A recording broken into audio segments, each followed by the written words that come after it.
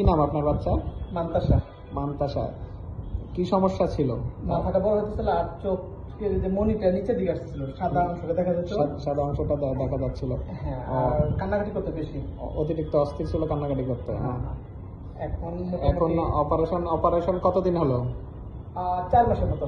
4 মাসের। অপারেশন করার পর এখন তার আর ওই সমস্যাগুলো আছে যেগুলো মাথা বড় হয়ে যাওয়া, তারপর চোখ নিচে, এগুলো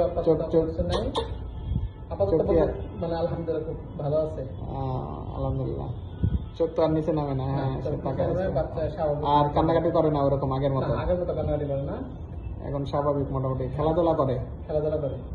ঠিক আছে, চারদিকে তাকাচ্ছে সে এবং খুব মানে চালাচ্ছে তো, মানে ওইরকম চঞ্চল আছে। চলে ইয়াতে আসার জন্য।